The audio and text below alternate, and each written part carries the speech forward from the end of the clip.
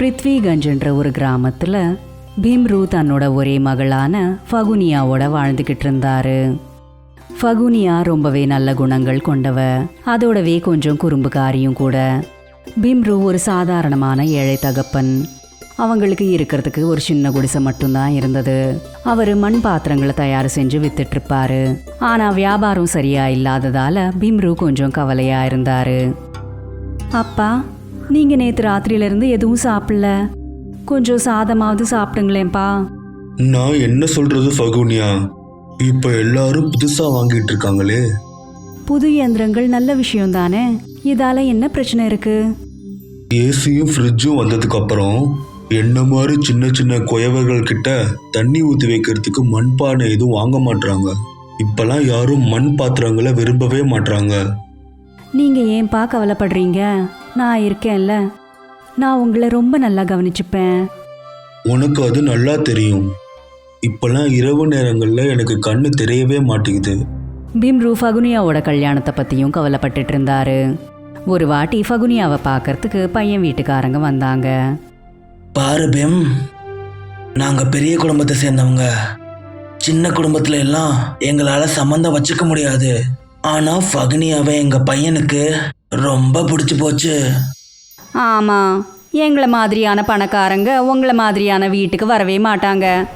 உங்க பையன் என் பொண்ணை கல்யாணம் பண்ணிக்கிட்டா எனக்கு பெரிய பாக்கியமா இருக்கும். அதே நேரத்துல ஃபகுனியா அவங்களுக்காக டீயும் பிஸ்கட்ஸும் எடுத்துட்டு வந்தா. என்னது இது பீம்ரோ, உங்க வீட்டு மண் பாத்திரம் சாமான்களை எங்க வீட்டுக்கு கொண்டு வர? அந்த வகையில தான் உனக்கு எனக்கு பழக்கமே. உனக்கு என்ன தைரியம் இருந்தா 2 ரூபா பிஸ்கட்டையும் தண்ணி டீயும் எனக்கு கொடுப்ப? ஐயா, என்னை மன்னிச்சிடுங்க. எங்க வீட்டில் வெறும் இதா இருக்கு. அது ஏன்னா என் கடை கூட கொஞ்ச நாளா சரியாவே ஓடல. நாங்க பையன் வீட்டுக்காரங்க உங்க வீட்டுக்கு ஊர்வலத்தை எடுத்துட்டு வந்தா அப்பவும் இப்படிதான் செய்வீங்களா என்ன? வேண்டாண்டாப்பா சாமி, நான் என் பையனுக்கு வேற இடத்துல பொண்ணை பாத்துக்கிறேன், வாங்க போலாம். இல்ல, நீங்க அப்படி பண்ணாதீங்க, போகாதீங்க. என் பொண்ணோட கல்யாணத்தை ஒத்துக்கோங்க, போகாதீங்க. பீம்ரு அவ்வளோ கெஞ்சியும் கூட பையன் வீட்டுக்காரங்க நிக்கவே இல்லை. பாவம் பீம்ரு இதனால அழ ஆரம்பிச்சிட்டாரு. அப்பா, நீங்க ஏன் அழறீங்க? இது ரொம்ப சின்ன விஷயம்ப்பா. நான் உங்களை விட்டு எங்கேயும் போவே மாட்டேன். அம்மா இல்லாததுனால சின்ன வயசுல இருந்து நீங்க தனியாளா இருந்து என்ன நல்லபடியா வளர்த்தீங்க. அதனால நான் உங்களை விட்டு எங்கேயும் போக மாட்டேன். என்ன மன்னிச்சிடுமா. என்னால உனக்கு எந்த சந்தோஷத்தையும் கொடுக்க முடியல. ஆனா நான் உனக்கு வாக்களிக்கிறேன், உன்னோட கல்யாணத்தை எந்த குறையும் இல்லாம பண்ணி வைக்கிறேம்மா. இப்படி சொல்லிட்டு பீம்ரு மண் பாத்திரங்களுக்காக காசு இன்னும் கொடுக்காதவங்க கிட்ட காசு கேட்க போனாரு. அதே ஊர்ல ஒரு பழைய கஸ்டமர் இருக்காங்க. அவங்க ரொம்ப பணக்காரங்க. அவங்கள சந்திச்சு, மேடம், என் பொண்ணுக்கு கல்யாணம் பண்ணி வைக்கணும். ஆனா என்கிட்ட சாப்பிட்றது கூட பணம் இல்லை. பீம்ரு, நான் உனக்கு எப்படி உதவி செய்ய முடியும்? இப்பெல்லாம் மண் பாத்திரங்களை யாருமே வாங்குறதே கிடையாது. ஆனாலுமே உனக்கு எப்படியாவது காசு கிடைக்கிற மாதிரி பார்த்துக்கிறேன். அதோடவே உன் வியாபாரமும் நல்லா நடக்கிற மாதிரி நான் பார்த்துக்கிறேன். உங்ககிட்ட வேற ஏதாவது வேலை இருந்தா கூட எனக்கு சொல்லுங்க, நான் எல்லாத்தையும் செய்யறதுக்கு ரெடியா இருக்கேன். அப்போ பீம்ரு, நீ ஒரு வேலை செய்யலாம்ல. இந்த வாரம் என் பொண்ணோட கல்யாணம் இருக்கு. நீ அந்த இடத்துக்கு ஏன் வரக்கூடாது? கல்யாண சாப்பாட்டு சமைக்கிறதுல உதவியாரு. அதோடவே கல்யாணத்துல சின்ன சின்ன வேலைகளையும் செஞ்சிடு. அது எனக்கு ரொம்ப உதவியா இருக்கும் மேடம், ரொம்ப உதவியா இருக்கும். நடந்ததும் அப்படிதான். பீம்ரு கல்யாண சமையல்காரங்களுக்கு உதவியா இருந்தாரு. அட பீம்ரு, நீயா? உன் பொண்ணோட கல்யாணம் நின்று போயிடுச்சாமே. உங்கள்கிட்ட எப்படி சொல்றது, ஒரே பொண்ணு, வயசுக்கு வந்த பொண்ணுமா, அதான் ரொம்ப டென்ஷன். நீ தப்பா எடுத்துக்கலனா நீ உன் பொண்ண என் பையன் பிரவீனுக்கு கட்டி வைக்கலாம்ல. பிரவீன் ஃபகுனியா கூடவே ஸ்கூல்ல படிச்சான். இப்போ அவன் ஒரு நல்ல வேலையிலையும் இருக்கான். அவன் சிட்டில ட்ரக்கை ஓட்டிட்டு இருக்கான். அப்படியா? நீங்க சொல்றது உண்மைனா ஏன் இவ்வளோ தாமதம்? நான் அடுத்த திங்கக்கிழமையே உங்க வீட்டுக்கு வரேன், சரியா? இதை கேட்டு பீம்ரு ரொம்பவே சந்தோஷமா வீட்டுக்கு போனாரு. பாருமா, நான் உன்கிட்ட சொல்லியிருந்தேன்ல, உன் கல்யாணத்தை ஒரு நல்ல பெரிய குடும்பத்தில் தான் பண்ணுவேன்னு. பாரு, அதே மாதிரியே பண்ணிட்டேன். அப்பா என்ன அவங்க பார்த்தாங்க, அவங்க கல்யாணத்தை முடிவு பண்ணிட்டாங்கன்றதுக்காக என் கையில வளையலையும் போட்டு விட்டுட்டாங்க. நான் எவ்வளோ முட்டாளா இருந்துட்டேன், முழுசா மறந்துட்டேன். உனக்கும் அவங்களுக்கும் நல்ல உறவு உண்டாகும். ஆனா அப்பா, கல்யாணத்துல நிறைய பிரச்சனைகளும் செலவுகளும் இருக்குமே. அதை பத்தி நீ கவலைப்படாதம்மா. நான் உனக்கு நல்லபடியா கல்யாணம் பண்ணி வைக்கிறேன். இந்த முறை உன் கல்யாணம் கண்டிப்பா சிறப்பான முறையில் நடக்கும். நம்ம கிட்ட பல்லாக்குக்கு கூட காசு இல்ல. நான் என்ன சொல்ல வரேன்னா, இன்னும் கொஞ்ச நாள் வெயிட் பண்ணலாம்ப்பா. அந்த கொஞ்ச நாள்ல வேற நல்ல பையனா பார்த்து எனக்கு கல்யாணம் பண்ணி வச்சிடுங்க. தன்னோட பொண்ணு ஃபகுனியா சொன்னதை கேட்டு அன்னைக்கு ராத்திரி பிம்ருக்கு தூக்கமே வரல. அவர் ஒரேடியா ஏந்திரிச்சு தன்னோட வீட்டில இருந்து வெளியில வந்து காட்டை நோக்கி போயிட்டு இருந்தாரு. ஃபகுனியா கரெக்டா சொன்னான். நான் உங்களுக்கு ஒரு டோலி கூட கொடுக்க முடியாது. கல்யாணத்துக்கு ரொம்ப தூரம் இல்ல, மாப்பிள்ளை கிடைச்சிட்டாரு. கூடிய சீக்கிரம் கல்யாணம். ஆனா சாமான் ஒண்ணு கூட கிடையாது. ஓ கடவுளே, நீங்க உதவி செய்யுங்க. இப்படி நினைச்சுக்கிட்டே பீம்ரு ஒரு அடர்ந்த காட்டுக்குள்ள போயிட்டாரு. ஓ கடவுளே, ஏன் இந்த மாதிரிலாம் எனக்கு நடக்குது? என் பொண்ணு கல்யாணம் மறுபடியும் நின்று போச்சே. காப்பாத்துங்க, கிருபை காட்டுங்க. பீம்ரு அந்த மரத்துக்கு அடியில தேம்பி தேம்பி அழுதுகிட்டு இருந்தாரு. அந்த மரம் ஒரு மாயாவி அரக்கனோடது. அது ரொம்ப நாளா பசியால துடிச்சுக்கிட்டு இருந்தது. பீம்ரு அழுதுட்டு இருக்கிறத பார்த்து அது ரொம்ப சந்தோஷப்பட்டது. பகவான் என் கோரிக்கைக்கு செவி சாய்க்கலைன்னா நான் இதே மண்ணில் மாஞ்சிடுவேன். பீம்ரு இப்படி சொன்னதுமே அந்த மரத்துக்குள்ள இருந்து ரொம்பவே பயங்கரமான ஒரு பேய் வெளியில வந்து இப்படி சொன்னது. இந்த மனுஷங்களை பத்தி எனக்கு தெரியல. நீ யாரு? நீ என்ன பேசுற? நான் யாரா இருந்தா என்ன, நீ இங்க வந்தது நல்லதா போச்சு. இப்ப நான் உன்னை சாப்பிட போறேன். வா வா, நான் ஏற்கனவே ரொம்ப கஷ்டத்துல இருக்கேன். என்னன்னா உங்களுக்கு என்ன ஆச்சு? அப்போ பீம்ரு அந்த மரத்துல இருந்து வந்த பேய் கிட்ட எல்லாத்தையும் சொன்னாரு. ஐயோ அண்ணா, இது ரொம்ப துக்கமான செய்தி தான். உன்ன மாதிரி ஒரு துக்க ஆத்மாவை சாப்பிட்டா அப்போ நானும் துக்கத்துல இறங்கிடுவேன். என்னால உனக்கு ஒரு உதவி மட்டும்தான் பண்ண முடியும். என்ன பண்ணுவ? இந்த மரத்து கீழே மண் இருக்கு. அது சாதா மண் இல்ல, சக்தி வாய்ந்த மண். நான் மனுஷனா இருந்தபோது என் தங்கம் எல்லாத்தையும் இந்த மண்ணில் தான் புதைச்சு வச்சேன். இந்த மண்ணில் பண்ற எல்லா சாமானும் பண்ண கொஞ்ச நேரத்திலேயே தங்கமாக மாறிடும். நன்றி பூதண்ணா, நான் உன்னை மறுபடியும் வந்து பார்க்குறேன். சீச்சி, அதெல்லாம் சொல்லாத. போய் பொண்ணு கல்யாணத்தை பண்ற வரைய பார். பீம்ரு அந்த இடத்துல இருந்து நிறைய மண்ணை எடுத்துக்கிட்டு வீட்டுக்கு போனாரு. அப்புறம் அந்த மண்ணால ரொம்பவே அழகான ஒரு பல்லாக்க தயார் செஞ்சாரு. அந்த பல்லாக்கு மண்ணால செய்யப்பட்டது. கல்யாணத்துக்கான நாளும் வந்தது. ஃபகுனியாவோட கல்யாணம் பிரவீனோட நடந்துருச்சு. அவளை வழி அனுப்புறது மட்டும்தான் பாக்கி இருந்தது. ஃபகுனியாவோட கல்யாணத்துக்கு பீம்ரு மண் பல்லாக்க மட்டும்தான் செஞ்சாரு. அப்புறம் அந்த பல்லாக்கு தங்க பல்லாக்கா மாறுறதுக்காக காத்துக்கிட்டு இருந்தாரு. என் மக எவ்வளோ அழகா இருக்கா. ஆனா இந்த பூதம் சொன்னது ஏன் உண்மையாகல? இப்போ இந்த டோலி தங்கமா மாறிடணும். அப்பா, உங்க உடம்ப பார்த்துக்கோங்கப்பா. அப்போதான் ஃபகுனியாவோட பல்லாக்க அவங்க தூக்கிட்டாங்க. அவங்க ஃபகுனியாவை வழி அனுப்பிட்டு இருந்தாங்க. பீம்ருவோட கண்ணில் தண்ணி வர மாதிரி இருந்தது. அப்போதான் அந்த பல்லாக்கு தங்கமா மாறிடுச்சு. ஊர்க்காரங்க எல்லாருமே தங்க பல்லாக்க பார்த்து ரொம்பவே ஷாக் ஆயிட்டாங்க. பாத்தியாமா, இது அப்பா உனக்கு கொடுக்குற திருமண பரிசு. எனக்கு தெரியும், நான் சின்ன வயசுலேருந்து உனக்கு எதுவும் பெருசா பண்ணதில்ல. இந்த தங்க டோலி உன்னோடதுமா. உன்னோட திருமண வாழ்க்கை நல்லபடியாக அமையட்டும். நீ அப்பாவை அடிக்கடி வந்து பார்த்துட்டு போமா. அந்த தங்க பல்லாக்குனால ஃபகுனியாக்கு தன்னோட மாமியார் வீட்டில் நிறைய பாசம் கிடைச்சது. கொஞ்ச நாளுக்கு அப்புறம் ஃபகுனியா பீம்ருக்காக ஒரு பெரிய வீட்டை வாங்கி அவருக்கு உதவி செஞ்சா.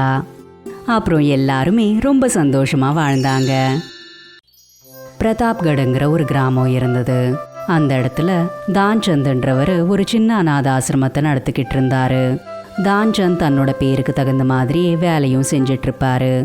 எப்போவுமே அநாத குழந்தைங்களை நல்லபடியாக பார்த்துக்கிறது மட்டும்தான் தான்சந்தோட வாழ்க்கையா இருந்தது. தான்சந்தோட ஆசிரமத்து மேலே நிறைய பேரோட கண் இருந்தது. நீலேஷோட அப்பா தான் தான்சந்துக்கு அந்த ஆசிரமத்தை தானமாக கொடுத்துருந்தாரு. நீலேஷ் ஒரு சின்ன குடிசையில் வாழ்ந்துட்டு இருந்தான். இந்த ஆசிரமம் என் அப்பா தான்சந்துக்கு தானமா கொடுத்துட்டாரு. எனக்கு இப்ப தங்கறதுக்கு கூட ஒரு இடம் இல்ல. இந்த தியான்சந்த் வீடு இல்லாத, ட்ரெஸ் இல்லாத அனாதை குழந்தைகளை இங்க வச்சு பாத்துக்கிறான். இந்த தியான்சந்துக்கு மல்லிகை ஜாமான் வாங்குறது கூட வழி இல்ல. கடையெல்லாம் சப்ளை பண்றதை நிறுத்திட்டாங்க. அவனுக்கு சரியான பாடம் புகட்டணும். ஆசிரமுக்கு வர மின்சாரம் மற்றும் தண்ணி சப்ளைய நான் நிறுத்த போறேன். நீலேஷ் உடனே ஆசிரமத்தோட கரண்ட்டை கட் பண்ணிட்டான். இங்க ஆசிரமத்துல இருக்கிற குழந்தைங்க எல்லாருமே பசியால கஷ்டப்பட்டுக்கிட்டு இருந்தாங்க. அண்ணன், நான் நேத்து ராத்திரியும் சாதத்தோட தண்ணியை தான் குடிச்சேன். ஆனா இன்னைக்கு சாதமும் இல்ல, தண்ணியும் இல்ல. ஜும்ரியும் ரோஹனும் கூட எதுவும் சாப்பிடல. நாங்க காலையிலயும் சாயந்தரமும் கார்ட்டூனாவது பார்த்துட்டு இருப்போம். ஆனா இப்போ கரண்ட்டும் இல்ல. காலையில இருந்து தண்ணி வரல, என்ன ஆச்சுன்னு தெரியல. கரண்ட் சப்ளையும் இல்ல. நீ கவலைப்படாத முனி, நான் போய் உனக்கு சௌமீன் வாங்கிட்டு வரேன். சௌமீன், அது என்னோட ஃபேவரெட்டு. நான் உங்களுக்காக காத்துட்டு இருப்பேன் அண்ணன். தான்சந்த் நாள் முழுக்க சுத்தினான். அப்புறம் கடைசியா தான்சந்துக்கு ஒரு பெரிய கடை தென்பட்டது. அண்ணா, இங்க என்ன நடக்குது? உனக்கு தெரியாதா என்ன? ஊர்லயே பெரிய பணக்காரர் இங்க வந்திருக்காரு. அவர் வந்த சந்தோஷத்துல இங்க பார்ட்டி ஏற்பாடு பண்ணிருக்காங்க. அப்படியா? பார்ட்டில நானும் சாப்பிடலாமா? கொஞ்சம் சாப்பாடு எடுத்துட்டு போலாமா? நாங்க கூட அதுக்கு தான் நிக்கிறோம். முதல்ல ஊர் பெரியவங்க எல்லாம் சாப்பிடட்டும், அதுக்கப்புறம் நம்மள உள்ள கூப்பிடுவாங்க. அப்புறம் நம்ம எல்லாம் சேர்ந்து சாப்பிடலாம். அப்புறம் கொஞ்ச நேரத்திலேயே அந்த கடைக்குள்ள இருந்தே வாட்ச்மேன் அவங்க கிட்ட இப்படி சொன்னான். எல்லாம் உள்ள வாங்க. சீக்கிரம் சாப்பிட்டு வேண்டியதை வீட்டுக்கு எடுத்துட்டு போங்க. சீக்கிரம் முடிச்சுட்டு போனோம், சரியா? தான்சந்த் அங்கிருந்து தனக்காகவும் ஆசிரமத்துக்காகவும் 2 நாட்களுக்கான சாப்பாட்டை வாங்கிட்டு போனாரு. அவரு ரொம்பவே சந்தோஷமா நடந்ததை எல்லாத்தையும் குழந்தைங்க கிட்ட சொன்னாரு. அப்புறம் எல்லாருமே சந்தோஷமா சாப்பிட்டாங்க. குழந்தைங்க எல்லாருமே வயிறு நிறைய சாப்பிட்டு தூங்கிட்டாங்க. அப்போதான் வெளியில ஒரு பலமான புயல் காத்து வந்தது. இந்த மழை இப்பதான் வரணுமா? ஓ, பெரிய மழையா இருக்கே. இந்த மழை தண்ணி எப்பயுமே ஆசிரம கிட்ட நிறைஞ்சு நின்றது. ஏன் அப்படின்னு தெரியல. குழந்தைங்க எல்லாருமே முழிச்சுக்கிட்டாங்க. எல்லாருமே பயந்து போய் ஆசிரமத்துல இருந்து வெளியில வந்து நின்னுட்டாங்க. அந்த புயல் காத்து எவ்வளோ பலமா வீசிடுச்சுன்னா அவங்களோட ஆசிரமமே இடிஞ்சு விழுந்துருச்சு. அட கடவுளே, என்னோட ஆசிரமம்! கடவுளே, ஏன் இப்படி பண்ணீங்க? என் குழந்தைகளுக்கு சாப்பிட்றதுக்கு இது மட்டும்தான் இருந்தது. அண்ணன், எனக்கு ரொம்ப தூக்கம் வருது. இப்போ நான் என்ன பண்றது? கவலைப்படாத முன்னி, உனக்கு கண்டிப்பா உதவி பண்றேன். ரோஹன், இந்த குழந்தைங்களை கூட்டிட்டு பக்கத்துல இருக்க கோயிலுக்கு போ. புயல் அவங்களோட ஆசிரமத்தை முழுசா நாசமாக்கிடுச்சு. தான்சந்த் குழந்தைங்களை எல்லாரையும் கோயில்ல தூங்க வச்சாரு. ஆனா தான்சந்துக்கு மட்டும் தூக்கம் வரவே இல்லை. பொழுது விடிஞ்சதுமே அந்த இடத்துக்கு நீலேஷும் அவனோட ஃப்ரெண்டும் வந்து அவங்க கிட்ட இப்படி சொன்னாங்க. பார்த்தேல, என்னோட சாபம் என்ன பண்ணிருக்குன்னு. மற்றவங்களோட சொத்தை எடுத்துட்டா இந்த நிலைமைக்கு தான் ஆளாவாங்க. சாப்பிட்றதுக்கு ஒன்றும் இல்லை, தங்கறதுக்கு இடமும் இல்லை. சூறாவளி சூறாவளி, எங்கும் சூறாவளி. கடவுளே! நீலேஷும் அவனோட ஃப்ரெண்டும் தான்சந்தை பார்த்து சிரிச்சாங்க. நாம இந்த கோயில்ல இருந்தும் வெளியில போகணும். இங்க இருக்கிற பூசாரியும் எங்க கிட்ட கடுமையா பேசிட்டு இருக்காரு. நீங்க எதுக்கும் கவலைப்படாதீங்க. இன்னைக்கு சாயந்தரத்துக்குள்ள எப்படியாவது நீங்க தங்கறதுக்கு ஒரு இடம் கண்டுபிடிச்சிடுறேன். எனக்காக பீஸா வாங்கிட்டு வாங்க. இங்க நமக்கு ஒரு ரொட்டிக்கே வழி இல்ல. இந்த மேடம்க்கு பிஸ்ஸா வேணுமா? பிஸ்ஸா. தான்சந்த் எல்லா இடத்துலயும் சுத்தினாரு.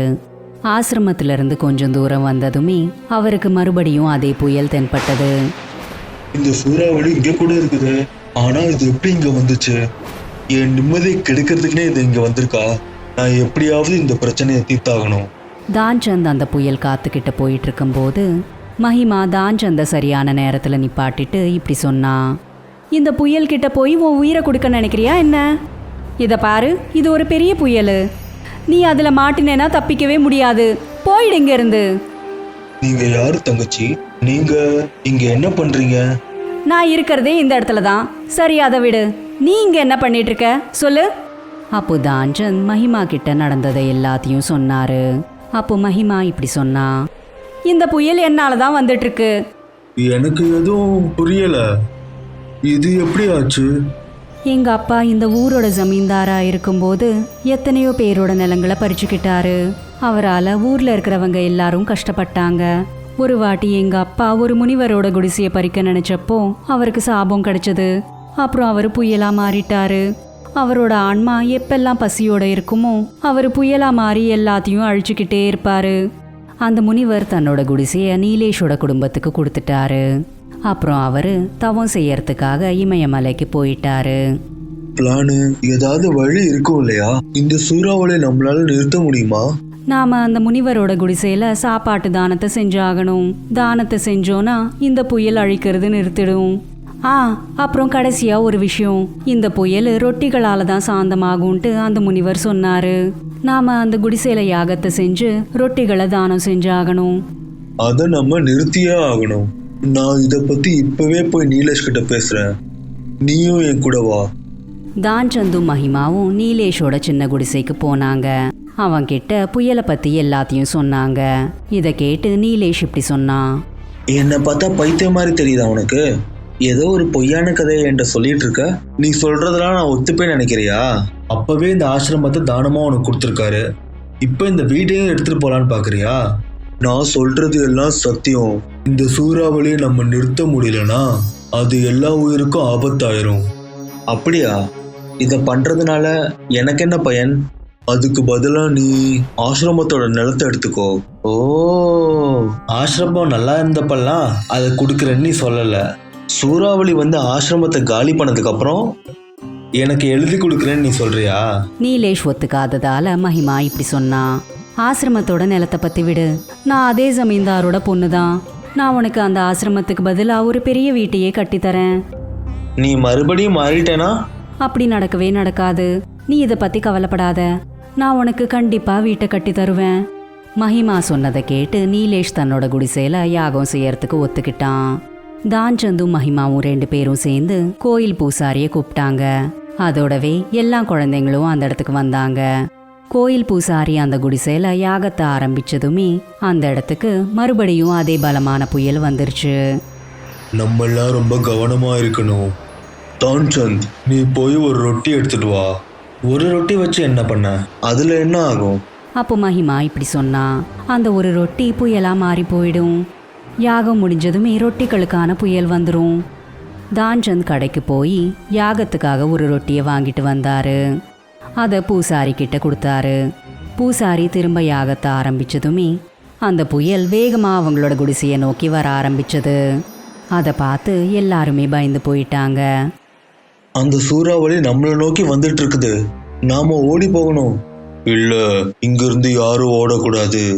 இங்க இருந்து யாரும் நகர்ந்தீங்கன்னா என் பூஜை எல்லாம் வீணாயிடும். அந்த சூறாவளியால நம்மள ஒண்ணுமே செய்ய முடியாது. எல்லாரும் அங்கேயே நின்னுட்டாங்க. அப்புறம் அந்த புயல் வேகமா அவங்க மேல இருந்து போயிடுச்சு. ஆனா யாருக்குமே எந்த நஷ்டமும் ஏற்படல. அந்த புயலை பார்த்து குழந்தைங்க ரொம்பவே பயந்துட்டாங்க. எனக்கு ரொம்ப பயமா இருக்கு. எனக்கு கூட ரொம்ப பயமா இருக்கு. பூசாரி யாகத்தை செஞ்சுக்கிட்டே தான் இருந்தாரு. பூசாரி அந்த ரொட்டியை ஹோமகுண்டத்துல போட்டதுமே வெளியில பலமா வீசிட்டு இருக்கிற அந்த புயல் ரொட்டிகளுக்கான புயலா மாறிடுச்சு. நம்மளோட யாகம் முடிஞ்சிடுச்சு. அட கடவுளே, இத்தனை ரொட்டிகளா? அட, இது எல்லாமே பட்டர் ரொட்டிகள். இனிமே இந்த சூறாவளி வெறும் ரொட்டியா தான் இருக்கும். அது இந்த வீட்டுக்கு முன்னாடி வரும். எவ்வளோ வேணுமோ அவ்வளோ ரொட்டியை நீ இங்கிருந்து எடுத்துக்கலாம். எல்லாம் முடிஞ்சதுக்கு அப்புறம் நீலேஷ் அந்த இடத்துக்கு வந்து அவங்க கிட்ட இப்படி சொன்னான். மன்னிச்சிடுங்க தியான்சந்த் அண்ணா, நான் ரொம்ப தப்பு பண்ணிட்டேன். இந்த பங்களாலே உன் ஆசிரமத்தை நீ நடத்தலாம். உங்க அப்பா எப்படி இருந்தாரோ அதே மாதிரி நீயும் நல்லவனா இருக்க. இந்த ரொட்டி சூறாவளியால குழந்தைங்க இனிமே எப்பயுமே பசியில இருக்க மாட்டாங்க. இனிமே நானும் உன் கூடவே ஆசிரமத்தில் இருந்து ஜனங்களுக்கு சேவையை செய்கிறேன். அப்புறம் தான்சந்த் அந்த ரொட்டிகளின் புயலோட உதவியால் எல்லா அனாதை குழந்தைங்களுக்கும் அப்புறம் தேவையானவங்களுக்கும் ரொட்டிகளை கொடுத்தான். மகிமா தன்னோட வீட்டை நீலேஷ்க்கு கொடுத்துட்டா. அப்புறம் அவ தான்சந்தோட ஆசிரமத்தில் வாழ ஆரம்பிச்சிட்டா. இனி அன்னிலிருந்து இன்னும் நிறைய வயசானவங்களும் அனாதை குழந்தைங்களும் அப்புறம் உதவி தேவைப்படுறவங்க எல்லாருமே அந்த புயல்ல இருந்து ரொட்டிகளை சாப்பிட ஆரம்பிச்சிட்டாங்க. இது ரொம்ப காலத்துக்கு முன்னாடி நடந்த விஷயம். அப்போ ஆங்கிலேயர்கள் நம்ம பாரத தேசத்தை ஆண்டிக்கிட்டு இருந்தாங்க. யாரெல்லாம் அவங்களுக்கு எதிராக புரட்சி பண்ணிட்டு இருந்தாங்களோ அவங்கள எல்லாரையுமே ஒரு நாத்தம் பிடிச்ச ஜெயிலில் போட்டுட்டு இருந்தாங்க. இன்னும் எவ்வளோ நாள் தான் இந்த வெள்ளைக்காரனுக்கே அடிமையா வாழ்றது? நாம உள்ள வந்து 14 வருஷம் ஆச்சு. இன்னும் கொஞ்ச நாள்ல நம்ம வெளியே போயிடுவோம். வெளியே போய் நாம என்ன பண்றது? நான் முதல்ல போய் என் பொண்டாட்டி பிள்ளைங்களெல்லாம் பார்க்கணும். என் பொண்ணு பெரிய மனுஷா வேற ஆயிருப்பா. 14 வருஷமா நான் அவங்கள பார்க்கவே இல்லை. கமல் அப்புறம் கரியா ஆங்கிலேயர்களோட பொய்யான குற்றச்சாட்டுனால கைதாயிட்டாங்க. முழுசா 14 வருஷம் ஜெயிலில் இருந்ததுக்கு அப்புறம் கடைசியா அவங்க 2 பேருக்கும் விடுதலை கிடைச்சது. 2 பேரும் ரொம்பவே சந்தோஷமா இருந்தாங்க.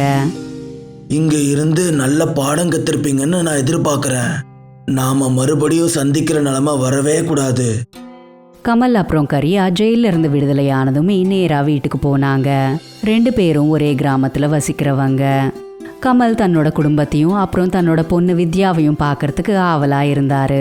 அவரு தன்னோட வீடு இருக்கிற இடத்துக்கு போனதுமே அந்த இடத்துல பார்த்தா வெறும் உடைஞ்சு போன கட்டிடம் மட்டும்தான் இருந்தது. சுஷ்மா, பாயல், நீங்க 2 பேரும் எங்க? நான் வந்திருக்கேன் பாருங்க. இப்படியே நிறைய வாட்டி கூப்பிட்டும் கூட அந்த இடத்துக்கு யாருமே வரல. அப்போதான் அதே ஊர்ல இருக்கிற கும்மட் மாமா கமல் கிட்ட இப்படி சொன்னாரு. யாருப்பா நீ? நீ யாரோ தேடி வந்திருக்க? நீங்க குமக்கட் காக்கா தானே? வயசாயிடுச்சு உங்களுக்கு? என்ன தெரியுதா? நான் கமல். இன்னைக்கு தான் ஜெயில இருந்து வந்திருக்கேன். அட கமலா, வா வா கமல். எப்படி இருக்க கண்ணு? அதெல்லாம் விடுங்க, நீங்க சொல்லுங்க. என் மனைவியும் பொண்ணும் எங்கன்னு அவங்கள பார்க்கணுங்கிற எதிர்பார்ப்பில் வந்திருக்கேன். உன்கிட்ட நான் எப்படி சொல்றது? நீ ஜெயிலுக்கு போனதுக்கு அப்புறம் உன் குடும்ப நிலைமை சரியில்லை. அப்புறம் சுஷ்மா வேற வழி இல்லாம வீட்டு வேலைக்கெல்லாம் போக ஆரம்பிச்சா. அப்புறம் உன் பொண்ணு நிறைய படிக்கணும்னு நினைச்சா. கடவுள் என் குடும்பத்துக்கு ரொம்ப கஷ்டமான நிலைமையை கொடுத்துட்டாரு. நான் இப்ப என்ன பண்ண? எங்கேயாவது அவங்க நிம்மதியா வாழ்ந்துட்டு இருப்பாங்க. ஆனா எங்க அவங்க? உன் பொண்ணும் மனைவியும் நம்ம கிராமத்துல உள்ள வனப்பகுதியில வாழ்ந்துட்டு இருக்காங்க. இப்பெல்லாம் சுஷ்மா மரங்களை வெட்டி பொழப்பு நடத்திட்டு இருக்கா. போய் அவங்கள பாரு. அந்த கும்மட் மாமா சொன்னதை கேட்டு கமல் தன்னோட குடும்பத்தை பார்க்கறதுக்காக காட்டு நோக்கி போனாரு. அங்க போனதுக்கு அப்புறம் தன்னோட குடும்பத்தோட மோசமான நிலைமைய பார்த்து கமலோட கண்கள் ஒரேடியா கலங்கிடுச்சு. சுஷ்மா, நான் வந்திருக்கேன் பாரு. வா, நம்ம வீட்டுக்கு போகலாம். நீங்க இப்போ வந்திருக்கீங்களா? இப்போ நமக்குன்னு எந்த குடும்பமும் இல்லை. இப்போ நாம அங்க போய் என்ன செய்யறது சொல்லுங்க? அந்த இடத்துல சாப்பிட்றதுக்கும் ஒன்றும் இல்லை, அப்புறம் நிம்மதியா இருக்கிறதுக்கும் ஒன்றும் இல்லை. நீ இதை பத்தி கவலைப்படாத. நீ என் கூட வந்துரு. பயலையும் கூட்டிட்டு வா. இல்லப்பா, எனக்கு உங்களை அப்பான்னு சொல்றதுக்கு கூட வெக்கமா இருக்கு. எல்லாருமே எங்களை பயங்கரமா கேவலப்படுத்தினாங்க. அதனால தான் எங்களோட நிலைமை இப்படி ஆயிடுச்சு. நீங்க ஏதாவது சாதிச்சதுக்கு அப்புறமா இங்க திரும்ப வாங்க. தன்னோட குடும்பம் உடஞ்சு போயிருக்குன்ற விஷயத்த கமல் புரிஞ்சுக்கிட்டாரு. அவரை நொந்து போய் எதுவுமே பேசாம அங்கிருந்து கிளம்பிட்டாரு. நேரா கரியா கிட்ட போய் எல்லா விஷயத்தையும் சொன்னாரு. எனக்கு புரியுது நண்பா. நாட்டுக்காக ஜெயிலுக்கு போனோம். இந்த நாடு நமக்கு என்ன திரும்பி பண்ணுச்சு? ஏன் நம்ம வேலை தேடக்கூடாது? அப்படி இப்படின்னு தேடுனா அல்ற சில்ற வேலையாவது கிடைக்கும்ல. கமல் அப்புறம் கரியா நிறைய இடங்கள்ல வேலை கேட்டாங்க. ஆனா அவங்க 2 பேரும் ஜெயிலுக்கு போயிட்டு வந்ததால அவங்களுக்கு எங்கேயும் வேலை கிடைக்கல. எல்லா மூல முடுக்கெல்லாம் தேடியாச்சு, எங்கேயும் வேலை கிடைக்கல. வா, நம்ம போகலாம். அங்க ஒரு உணவகம் எனக்கு தெரியும். வா, அங்க போகலாம். அங்க எதுவும் வேலை கிடைக்குமான்னு பார்க்கலாம். கமல் அப்புறம் கரியா அந்த இடத்துக்கு போய் வேலை கேட்க முயற்சி செஞ்சாங்க. அப்போ அந்த இடத்தோட ஓனர் இப்படி சொன்னாங்க. போங்க இங்க இருந்து. உங்களை மாதிரியான திருடங்களை நம்ப முடியாது. நீங்க என்கிட்டயே திருட்டு செஞ்சீங்கன்னா அப்ப என்ன பண்றது? போங்க இங்க இருந்து. கமல் அப்புறம் கரியா அந்த இடத்துல இருந்தும் வந்து போய் வந்துட்டாங்க. ரொம்ப நாள் வர முயற்சி செஞ்சதுக்கு அப்புறமா கூட அவங்களுக்கு எந்த ஒரு வேலையும் கிடைக்கல. அப்போ கமல் இப்படி சொன்னாரு. எல்லாம் அந்த ஜெயிலால தான் நடந்துச்சு. நம்ம உள்ள போகலைன்னா இப்படி நமக்கு நடந்திருக்காது. வானம் அந்த ஜெயிலுக்கே போயிடலாம். கமல் அப்புறம் கரியா எந்த ஜெயிலில் 14 வருஷம் இருந்தாங்களோ அதே ஜெயிலுக்கு போனாங்க. அவங்க அந்த ஜெயிலுக்குள்ள போயிட்டு ஆங்கிலேய ஜெயிலர்கிட்ட இப்படி சொன்னாங்க. எங்களை எந்த காரணமும் இல்லாம 14 வருஷம் ஜெயிலுக்குள்ள வச்சுட்டீங்க. அதனால வெளியே போனா யாரும் வேலை கொடுக்க மாட்டாங்க, சாப்பாட்டுக்கும் வழி இல்லை. எங்க குடும்பமும் எங்களை பார்த்து பயப்படுது. நீங்க 2 பேரும் வேலை இல்லாம மறுபடியும் ஜெயிலுக்கு வந்திருக்கீங்க. நீங்க என்ன எதிர்பார்க்குறீங்க? நாங்க என்ன கொடுக்க முடியும்? எங்களுக்கு வேலை கொடுங்க. வேற என்ன? இல்லாட்டி நடக்கிறதே வேற. உங்களை மாதிரி தினமும் எத்தனை பேரை பார்க்கறது? தினமும் உங்களை மாதிரி யாராவது வந்து வேலை கேட்டு தொல்லை பண்ணுறாங்க. என்ன சொன்னீங்க? எங்களை மாதிரி நிறைய பேரா? அவங்களெல்லாம் எங்கே பார்க்கறதுன்னு சொல்ல முடியுமா? நீங்களே போய் பாருங்க, நான் ஒன்றும் உங்கள் வேலைக்காரன் இல்லை. கமல் அப்புறம் கரியா எல்லாம் வேலை இல்லாத ஜெயில் கைதிகளை தேடுறதுக்காக போனாங்க. பார்த்துட்டு இருக்கும்போதே நிறைய வேலை இல்லாத கைதிகள் சேர்ந்துட்டாங்க. கமல் அவங்க கிட்ட இப்படி சொன்னாரு. நமக்கு எதுவும் வேலை இல்லை. நம்ம எல்லாம் ஒன்றா வேலை தேடினா நமக்கு கண்டிப்பாக ஏதோ ஒரு வேலை கிடைக்கும். ஆனால் கமலண்ணா, நம்ம என்ன பண்ணுறது? நமக்கு எந்த வேலையும் தெரியாது, வேலை செய்யறதுக்கு பொருள் எதுவும் இல்லையே. சரிதான், இந்த சமுதாயமும் நம்மளை ஒதுக்கி வச்சிருச்சு. இப்படி இருக்கப்போ புதுசா என்ன பண்ண முடியும்? உங்களுக்கு சாப்பிட மட்டும்தானே தெரியும், வேற எதுவும் தெரியாதுல? உங்களை நினைச்சா கேவலமா இருக்கு. ஆனா எங்களுக்கு சமைக்கவும் தெரியும். சாப்பாடை பத்தி பேசுறப்போ நாம ஏன் ஹோட்டல் ஆரம்பிக்க கூடாதுன்னு தோணுது. சாப்பாடு பண்ணி கொடுத்து நல்லா பணம் சம்பாதிக்கலாமே. இல்ல, அதெல்லாம் வேணாம், நான் இதுக்கு சம்மதிக்கல. கமலண்ணா, பொருட்களை கடன்ல வாங்கி நம்ம ஹோட்டல் ஆரம்பிக்கலாம். நல்ல ஒரு இடத்த கண்டுபிடிக்கணும். நீங்க எதுவும் கவலைப்படாதீங்க. கிராமத்துல இருக்க என் வீடு அதுக்கு சரியான இடமா இருக்கும். நாளைக்கே நம்மளோட ஜெயில் ஹோட்டல் ஆரம்பிக்கலாம். முன்னாள் ஜெயில் கைதிகள் இந்த ஹோட்டலை நடத்துவாங்க. கமல் அப்புறம் கரியா 2 பேருமே சேர்ந்து கமலோட வீட்டை ஒரு ஜெயில் மாதிரியான ரெஸ்டாரண்டா மாத்திட்டாங்க. அது அந்த கிராமத்துக்கு ரொம்பவே பக்கத்துல இருந்தது. எல்லா கைதிகளும் ஊரா போய் அவங்களோட ஜெயில் ரெஸ்டாரண்ட் பத்தி பிரச்சாரம் செஞ்சாங்க. பார்த்துட்டு இருக்கும் போதே கொஞ்சம் காலம் கடந்துருச்சு. கமலோட ஜெயில் ரெஸ்டாரண்ட் சூப்பரா ஓடிட்டு இருந்தது. கமல் அப்புறம் மற்ற கைதிகளோட உழைப்பு இப்போ பலன் கொடுத்துட்டு இருந்தது. அண்ணே, எனக்கு ஆலு பராட்டாவும் தயிர் பச்சடியும் கொடுக்குறீங்களா? கண்டிப்பா, நான் கொண்டு வரேன். கொஞ்சம் அந்த டேபிள்ல உட்காருங்க. இது ஜெயில் ரெஸ்டாரண்ட்ன்றதுனால எனக்கு ஜெயில் சாப்பாடு மாதிரி கொடுக்க கூடாது. நான் ரொம்பவே ஆபத்தானவ, ஞாபகம் வச்சுக்கோ. எல்லா ஜெயில் கைதிகளும் ரொம்பவே சந்தோஷமா இருந்தாங்க. ஏன்னா ஜெயில் தண்டனை அனுபவிச்சதுக்கு அப்புறம் இங்க தான் அவங்க எல்லாருமே அவங்க குடும்பத்தோட இணைஞ்சுக்கிட்டு இருந்தாங்க. கமலோட குடும்பமும் ஜெயில் ரெஸ்டாரண்ட்டுக்கு வந்து அவங்களுக்கு உதவி செஞ்சுட்டு இருந்தாங்க. ஆனா இன்னொரு பக்கம் அந்த ஜெயில் கைதிகள் நடத்திட்டு இருக்கிற ஹோட்டல் பத்தி அந்த ஆங்கிலேய ஜெயிலருக்கு தெரிய வந்தது. நான் கேள்விப்பட்டேன், விடுவிக்கப்பட்ட கைதிகள் புதுசா ஏதோ ஆரம்பிக்கிறாங்கன்னு. என்ன பண்றதையா? எல்லாத்தையும் திருப்பி உள்ள போட்டுடலாமா? அவங்க அடிமையா தான் இருக்கணும். உணவுல விஷம் கலந்துட்டாங்கன்னு அவங்கள அரெஸ்ட் பண்ணிரு. நடந்ததும் அப்படிதான். அடுத்த நாள் ஆங்கிலேய ஜெயிலரும் அவரோட சிப்பாய்களும் அந்த ஜெயில் ரெஸ்டாரண்ட்டுக்கு வந்து அவங்கள கலப்படம் செஞ்ச சாப்பாட்டை வித்திருக்காங்கன்ற பொய்யான குற்றத்தை சாட்டி அரெஸ்ட் பண்ண நினைச்சாங்க. உணவுல விஷம் கலந்த குற்றத்துக்காக நான் உங்களை அரெஸ்ட் பண்றேன். நீங்களாம் எங்க இருக்கணும்னா ஜெயிலுக்குள்ளதான், ஜெயிலுக்கு வெளியே இல்லை. அப்புறம் ஆங்கிலேய ஜெயிலரும் அவரோட சிப்பாய்களும் அந்த கைதிகளை எல்லாரையும் கைது செய்ய போனப்போ எல்லா ஊருக்காரங்களும் அந்த இடத்துக்கு வந்துட்டு அவங்க கிட்ட இப்படி சொன்னாங்க. இங்க இருந்து எல்லாம் போயிருங்க, இல்லாட்டி நான் சும்மா இருக்க மாட்டேன். அப்புறம் உங்களால வெளியே போகவே முடியாது. உங்களையும் அரெஸ்ட் பண்ணி உள்ள போட்டாதான் சரியா வரும். அந்த ஆங்கிலேயர் இப்படி சொன்னதுமே கும்மட் மாமா தன்னோட பையில இருக்கிற தெய்வீகமான அகர்பத்தியோட சாம்பலை வெளியில எடுத்தாரு. அப்புறம் அவங்க கிட்ட இப்படி சொன்னாரு. என்னோட கையில இந்த திவ்ய அகர்பத்தியோட சாம்பல் தெரியுதுல, இதுக்கு மந்திர சக்தி இருக்கு. இதை நான் உன் மேல போட்டேனா உன் வாழ்க்கையே வீணா போயிரும். நான் இந்த மாதிரி மூட நம்பிக்கையெல்லாம் நம்புறதில்ல. கும்மட் மாமா அவங்க மேல அந்த அகர்பத்தி சாம்பலை தூக்கி வீசினாரு. இதனால அந்த ஆங்கிலேயர்களுக்கு கண் தெரியாம போயிடுச்சு. ஐயோ, ஏன் எனக்கு கண்ணு தெரிய மாட்டேங்குது? ஓ மை காட், ஏன் எனக்கு கண்ணு தெரிய மாட்டேங்குது? என்ன மன்னிச்சிடுங்க, இனி நான் இந்த தவறை பண்ண மாட்டேன். இப்போ உனக்கு வெறும் கண்ணு தான் போயிருக்கு, மரியாதையா போயிரு, இல்லைன்னா உடம்பே போயிரும். கும்மட் மாமாவோட இந்த மந்திர சாம்பல் அவங்களோட ஜெயில் ரெஸ்டாரண்ட்டை காப்பாத்திடுச்சு.